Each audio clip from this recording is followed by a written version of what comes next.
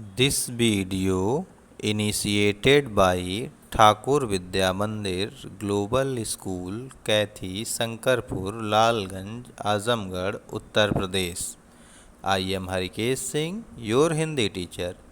Today I teach class 6 Hindi literature chapter 3 नादान दोस्त। Hello student, आज हम लोग नादान दोस्त कहानी के बारे में पढ़ेंगे। नादान दोस्त कहानी प्रेमचंद्र जी की एक बाल कहानी है, जिसमें उन्होंने केशव और उसकी बहन श्यामा की नादानी का वर्णन किया है। केशव के घर कार्निस में एक चिड़िया ने अंडे दिए थे। केशव और उसकी बहन बार बार चिड़िया को कार्निस के ऊपर आते जाते देखते। बच्चे अपने दूध और जलेबी को भूलकर चिड़ियों की आवाजाही को देखने लगे। उनके मन में तरह तरह के सवाल उठते हैं कि अंडे कितने बड़े होंगे, कितने होंगे, क्या खाते होंगे, बच्चों का घोंसला कैसा होगा। इन बातों का जवाब देने वाला कोई नहीं था। वे दोनों आपस में ही बात करके दिल को तसल्ली दिया करते।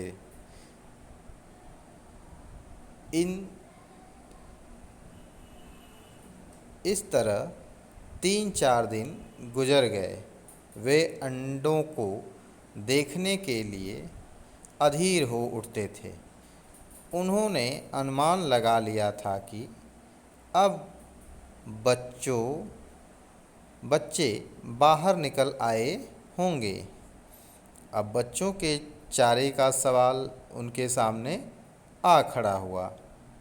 चिड़िया बेचारी इतना दाना कहाँ से ला पाएगी कि सभी बच्चों का पेट भर सके। अतः दोनों भाइयों ने चिड़िया की सहायता करने की सोची। दोनों ने फैसला किया कि कार्निस पर थोड़ा सा दाना रख दिया जाए, घोंसले के ऊपर कपड़े की छत बना दी जाए, पानी की भी व्यवस्था कर दी जाए।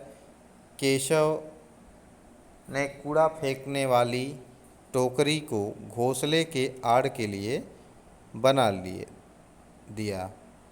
गर्मी के दिन थे। बाबूजी दफ्तर गए थे। अम्मा दोनों बच्चों को सुलाकर खुद सो गई थी, लेकिन बच्चों को नींद नहीं आ रही थी। वे चुपचाप दबे पांव उठे। अंडों की हिफाजत की तैयारियां होने लगी। कमरे से स्टूल लाया गया। वह छोटा पड़ा तो नहाने की चौकी स्टूल के नीचे रखी गई। श्यामा दोनों हाथों से स्टूल को थामे हुए थी। केशव के जाते ही चिड़िया उड़ गई। उसने देखा कि 3 अंडे हैं, जिनमें से बच्चे अभी नहीं निकले हैं। श्यामा दौड़कर पुरानी धोती फाड़कर एक टुकड़ा ले आई, जिसे बिछाकर एक गद्दी बनाई गई और उसके ऊपर तीनों अंडे उठाकर रख दिए गए। श्यामा प्याली और चावल भी ले आई। इसके बाद श्यामा ने भी अंडों को देखने की इच्छा प्रकट की, लेकिन केशव ने श्यामा को फटकार लगाई कि तू गिर पड़ेगी। जब बच्चे बड़े हो जाएंगे तो हम उन्हें खिलाएंगे। अतः दोनों ने स्टूल और सारे सामान को उठाकर रख दिया। इतने में कोठरी का दरवाज़ा खुलता है।